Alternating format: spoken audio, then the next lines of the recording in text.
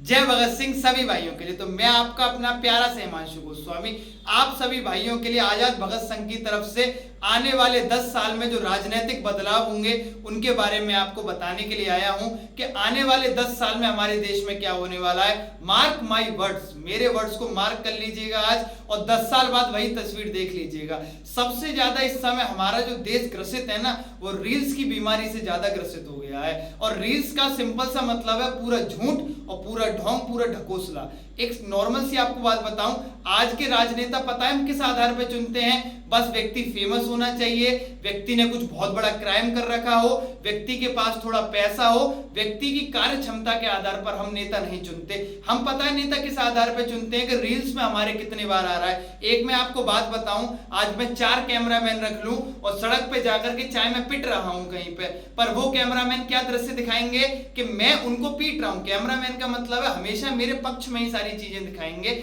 आज का हमारा युवा, एक सबसे बड़ी बात है ना, हमारी जो पीढ़ी पीछे से चलती आ रही है वो बहुत भोली पीढ़ी है। भोली का मतलब क्या? हमारे माँ बाप वाली, वो फोन पे आई हुई चीजों का यकीन कर लेते हैं, वो यकीन कर लेते हैं जो टीवी में चीज दिखाई जाती है। बट अब जो बच्चा पैदा होकर के आगे बढ़ रहा है, जैसे अब हमसे थोड़े छोटे बच्चे हैं, अब उनके हाथ में बचपन से फोन है, अब वो चीजों को समझ जाते हैं कि चीजें बेकार हैं या फिर क्रिंज है या ये चीजें असलियत में हैं। तो आने वाले 10 साल में जिसको भी राजनीतिक करियर को बनाना है और जिसको भी देश के लिए कुछ करना है, तो पहले मुखौटा उतारना पड़ेगा। एक और मैं आपको बात बताऊं, जिस चीज की अति हो जाती है उससे मति खराब हो जाती है। इस समय देश में सबसे ज्यादा अति है, देखिए विदेशी एप्स की इतनी बड़ी अति है, इंस्टाग्राम हो गया, ये सब हो गया।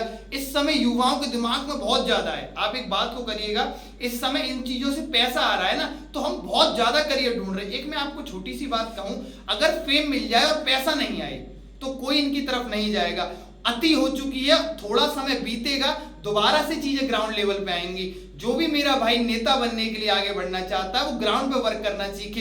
इस जो मोह माया का कहने का मतलब है जाल फैल गया है ना इन सब चीजों का, इसमें खुद को समय दे ले, कैमरा पे ना रहे, क्योंकि आने वाला जो युवा होगा ना वो कैमरा पे देख के वोट नहीं देगा।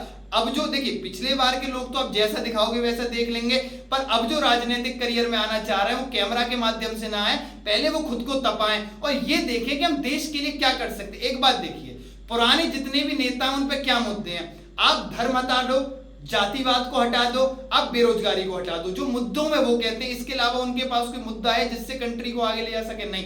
एक बात समझो, चुनाव के टाइम पे एक भी विकास रिलेटेड बात नहीं होती। मैं आपके संज्ञान में होगा फिर भी बताऊं, हमारे यहाँ के एजुकेशन सिस्टम में और बाहर जगह के एजुकेशन सिस्टम से लेके हर सिस्टम में बहुत ज्यादा फर्क है।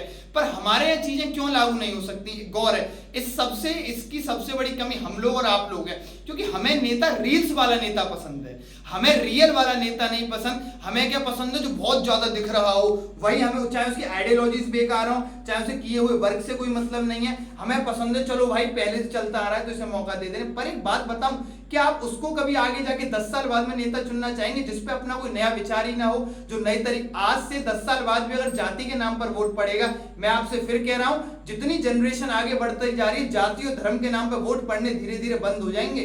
क्योंकि अब जो सरकारें बनेंगी ना आने वाले में, आजाद भगत संघ भी उतरेगा, ये भी सरकार को बनाएगा, तो वर्क के आधार पर बनाएंगे कि हम और देशों के कंपीट में कितना आगे बढ़ रहे हैं, हम एजुकेशन में क्या कर रहे हैं। देखिए सबसे बड़ी बात है ना, जिस देश के युवा के अंदर ब्रेन है, जिस देश का युवा जानता है क्या। एक बात ध्यान रखिए, मैं आज सर्च कर रहा था डाटा को, भारत में सबसे ज्यादा रील्स हुआ, भारत में सबसे सोशल मीडिया एक्टिविटी हुआ, इंडिया में सबसे ज्यादा हो गया है।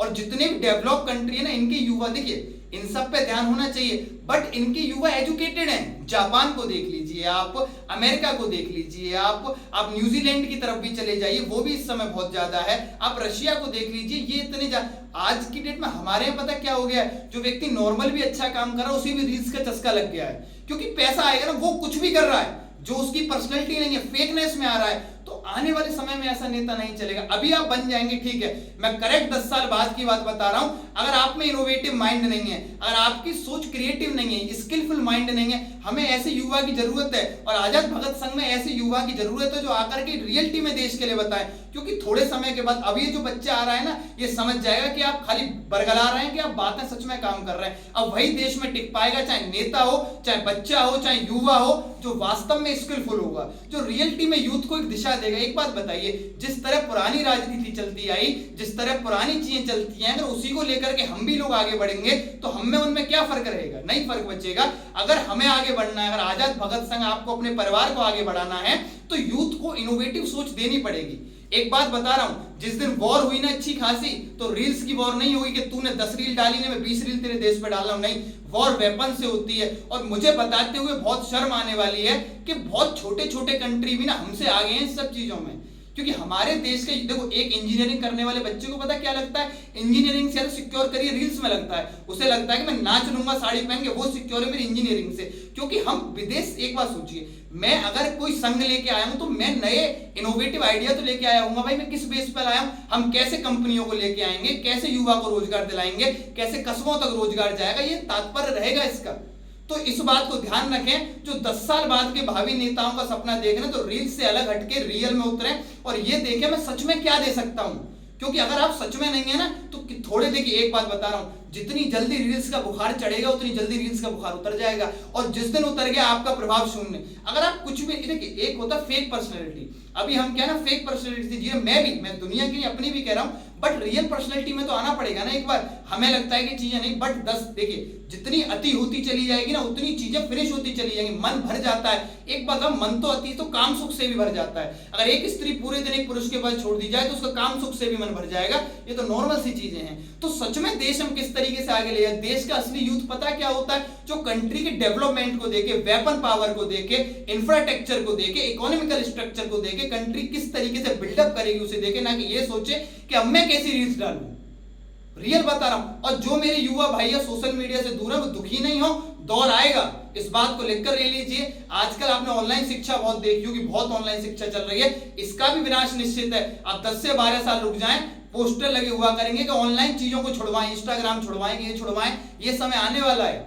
हम देश के युवाओं को क्या बता रहे हैं, तो वही रिजल्ट हमारे सामने आ रहा है। तो आजाद भगत सिंह का सिंपल सा उद्देश्य है कि हम रियल में क्या कर सकते हैं। मैं उन सभी युवाओं का स्वागत करता हूं जो रियल में क्या कर सकते हैं अपनी कंट्री के लिए, क्या इनोवेटिव आइडिया लेकर के आ रहे हैं। क्योंकि पुरानी आइडियोलॉजीज के आधार पर हमें नहीं चलना। अब की जनरेशन स्मार्ट है, हमें समझना पड़ेगा। पहले की, हमसे पहले की जनरेशन बेशक थोड़ी डम्ब हो सकती है, बट अब की जनरेशन को सब पता है, तो वही आगे जाके विकास करेगी। तो हमें किस तरीके से आगे बढ़ना है, ये हमें सोचना पड़ेगा। इसी के लिए आगे बढ़ते चलते हैं। परिवार हमारा ये है, आगे हमें क्या करना है देखते चले जाएंगे। और यही मैं अपनी वाणी को विराम दूंगा। जय हिंद, जय भारत।